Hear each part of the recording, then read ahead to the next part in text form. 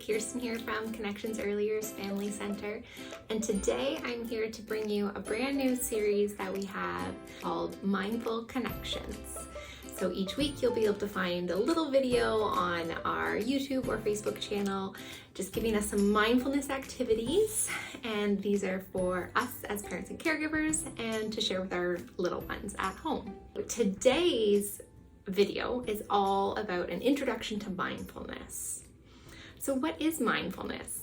It's been in the news and in the TV and media the last few years, and basically mindfulness is just a gentle acceptance to the present moment, without judgment, without thinking this is good or this is bad, and attaching emotions. Today in Windsor, Ontario, when I'm filming this, it is raining out. And so if I was not being mindful, I'd be like, it's raining, oh, I don't like the rain, oh, it smells funny, like just adding all these different thoughts and emotions to it. I don't want to walk to my car in the rain, just ongoing. But when you're being mindful and you have that gentle acceptance, it's raining. You know, it's not something we can control, and it's not something that giving our energy to is going to change the outcome. So that's kind of like a quick overview of what mindfulness is. Now, how is mindfulness helpful? How is it helpful for us as parents, and how is it helpful for our children? First, mindfulness promotes happiness. We focus on the good things that are going on around us and just being present in the moment. We're not thinking ahead or thinking about the past, the things that we cannot control and cannot change. Mindfulness also helps minimize anxiety. This can happen for us as adults, and this also works with our children as well. And with minimized anxiety, we have stress relief, which is also a wonderful skill that it can help build. So as parents and caregivers, modeling these skills is tremendously helpful for our children.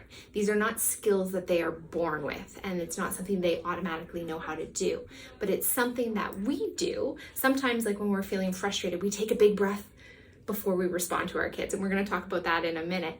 But kids don't know that we're processing that in our mind.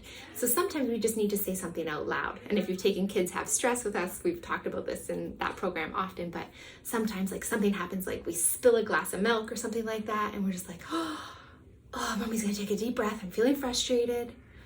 Okay, we can clean this up. Instead of having that initial reaction, we're taking a moment, adding a pause, taking a breath, and we're able to respond. So if you were operating without mindfulness, something happens, that's a stimulus, and without mindfulness, we react. So the glass of milk is spilt and we react. We're like, oh, look at that mess. Like we just have a knee-jerk automatic response and we react.